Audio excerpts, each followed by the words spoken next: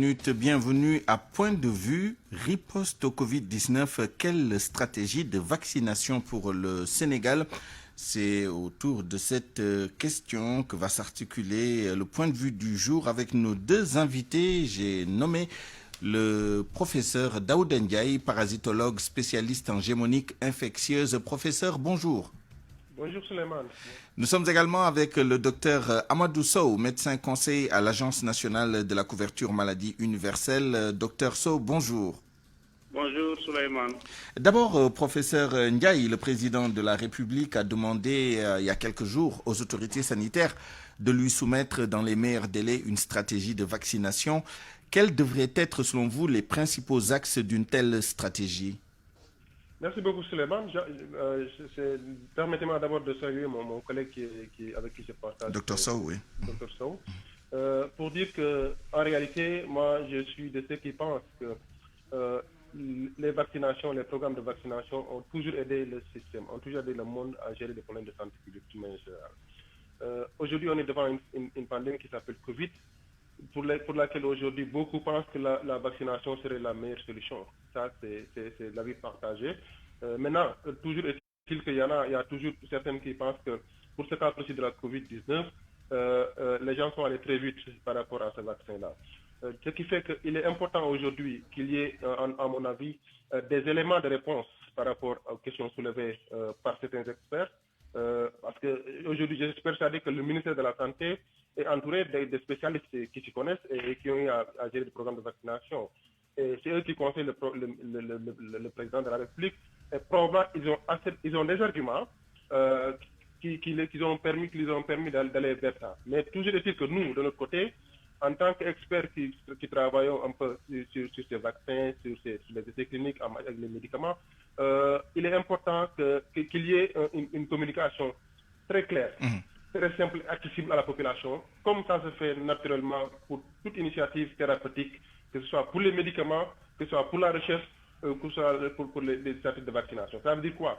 Ça veut dire qu'il faut d'abord qu'il y ait des éléments, tous les éléments concernant ce vaccin ou ce programme de vaccination, pour que même nous autres experts qui travaillons sur ça dans d'autres domaines, ayons accès à ces informations qui nous permettent de voir d'abord comment ces vaccins ont été préparés, quels ont été les protocoles utilisés, est-ce que les différentes phases, et j'imagine aujourd'hui que probablement les phases 1, 2, 3, 4 ont été respectées, probablement, je n'ai pas encore vu les documents, mais que, en tout cas, tout ce qui a été fait répondait aux normes, pour qu'on puisse comprendre donc pourquoi une telle vaccination a été, en tout cas, un programme de création de vaccins a été rapide. Parce que dans une situation comme celle-là, il faut dire les choses telles qu'elles sont.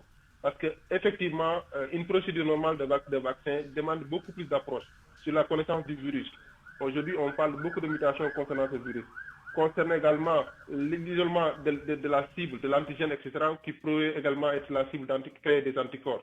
La phase au niveau laboratoire, in vitro, animal, avant d'aller à la phase 3, qui est la phase d'essai clinique au niveau de l'homme, et une phase de validation. Donc, si tous ces éléments-là sont respectés, et qu'au moins qu'on puisse donner des arguments convaincants, il serait très facile, à notre niveau même, en tant qu'expert, de dire à la population, ou tel statut, voilà. Mais encore une fois, pour moi, un programme de vaccination est toujours important pour un pays, mais il faudrait qu'on respecte les stratégies, il faudrait également une communication très claire pour que les populations qui ont le droit de connaître comprennent. Parce que n'oublions pas, que ce soit la vaccination ou autre stratégie mise en place, il faudrait un consentement libre et éclairé des populations. Très bien. Justement, on reviendra là-dessus tout à l'heure parce que c'est un point important, c'est-à-dire comment surmonter les peurs, les appréhensions qui risquent de se transformer en résistance. Mais avant cela, je voudrais demander au docteur Amadou Sow de nous dire ce qu'il pense justement de ce que devraient être les axes principaux de cette stratégie. Par exemple, dans les pays qui ont commencé la vaccination, on cible des populations prioritaires. Est-ce qu'on devrait avoir la même approche? Sinon, comment prendre en compte les spécificités de notre pays par rapport à la vaccination, d'après vous? Merci Suleiman pour cette question et j'aimerais peut-être ajouter sur ce que le professeur Daouda, que je salue au passage, a dit.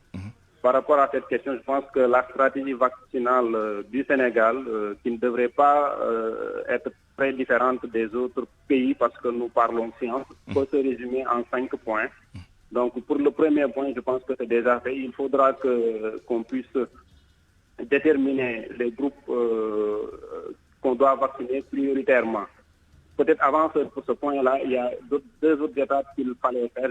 J'imagine, je présume que ce sont des étapes qui sont déjà réalisées. Je veux dire, on a un circuit normal d'homologation des vaccins, ou en tout cas de validation des vaccins ou des produits de médicaments au niveau du pays. Ce circuit, on doit l'activer. Maintenant, tout en sachant qu'il faudra qu'il y ait un point, une accélération de la procédure classique, parce qu'on ne peut pas se permettre de respecter les mêmes délais comme on l'a fait aussi dans le développement des vaccins. Parce que ça permettra maintenant d'impliquer tous les acteurs et que tout le monde puisse, en tout cas les professionnels, puissent avoir les bonnes informations et après porter la communication. Donc ça, c'était le premier point. Le deuxième point, c'est d'acquérir ces vaccins-là. Je pense que le Sénégal a souscrit à l'initiative COVAX et d'après les informations que nous avons, il y a d'autres initiatives, même parallèles du Sénégal, pour avoir plus de vaccins. Après, le troisième point, ce sera maintenant de déterminer les groupes vulnérables que j'avais énumérés. Et ces groupes, on peut les résumer en deux grands groupes. Ce sont les personnes vulnérables, je veux dire les personnes âgées et ceux qui sont porteurs de maladies chroniques, mais aussi les personnes qui sont les plus exposées.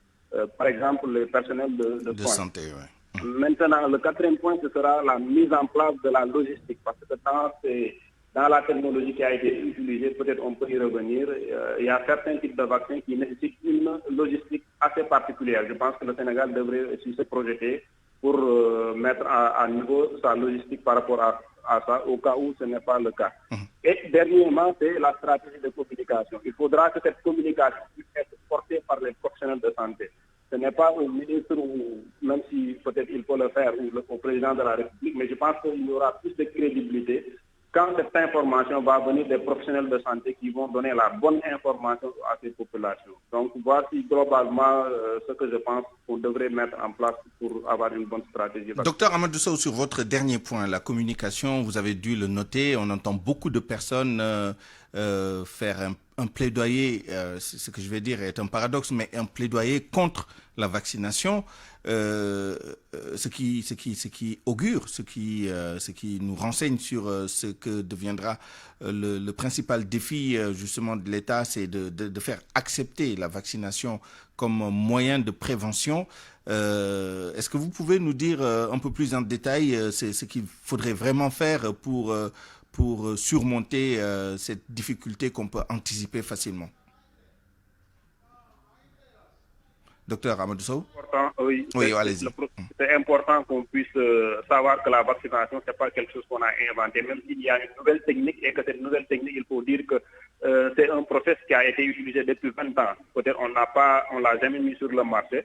Juste pour revenir sur cette question de communication, je pense que là, je lance un appel déjà à nos confrères médecins et autres professionnels de la santé.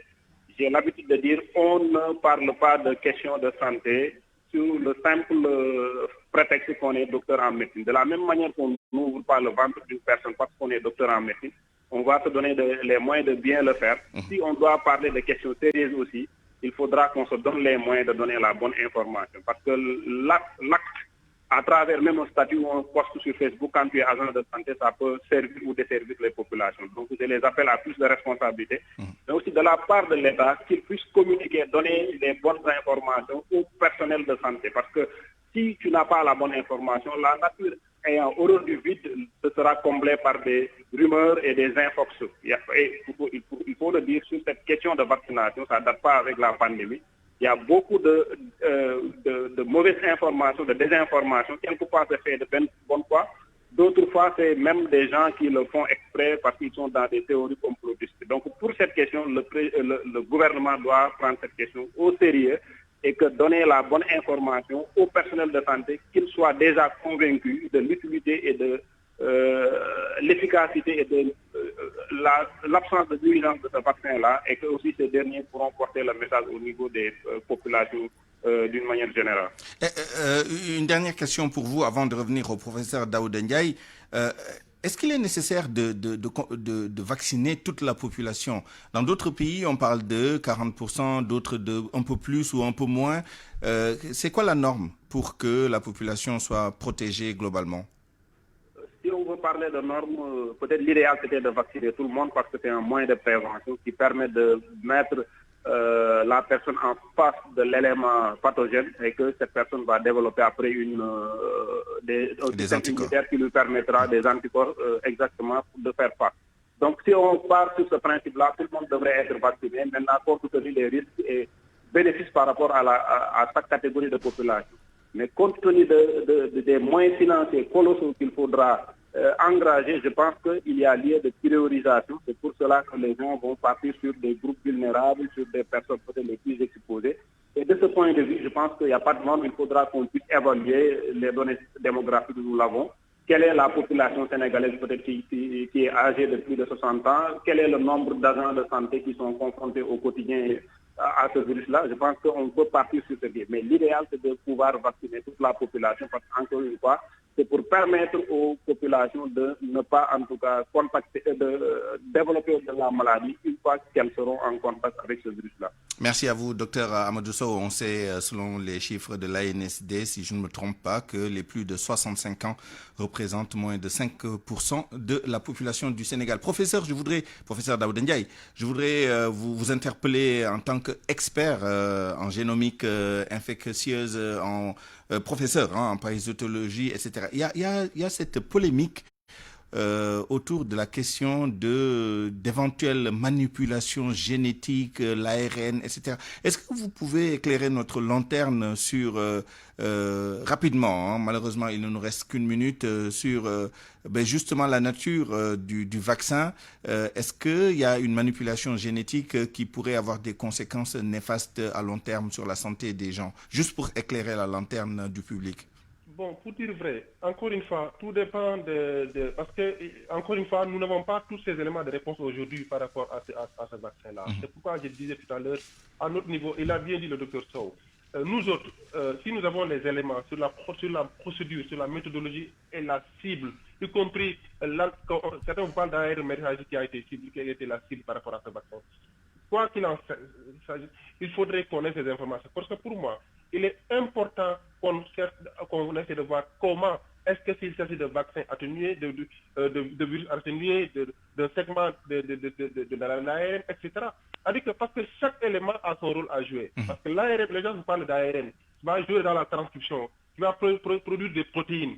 Ces protéines ont un rôle fondamental dans l'attachement, dans la multiplicité, dans la contagiosité, etc. Il y a beaucoup d'éléments pour dire que si c'est en tout cas sur l'aspect génétique, moi je reste persuadé que ça peut être à l'origine du pourquoi il y a eu cette rapidité de développement et qui permettait de sauter beaucoup plus de temps parce qu'une fois que le code génétique est compris, le code génétique c'est l'empreinte digitale entre guillemets d'une personne ou d'une cellule. Donc une fois que qu'ils ont l'empreinte, ils peuvent multiplier cela ou bien même faire une copie ou même faire des clonages.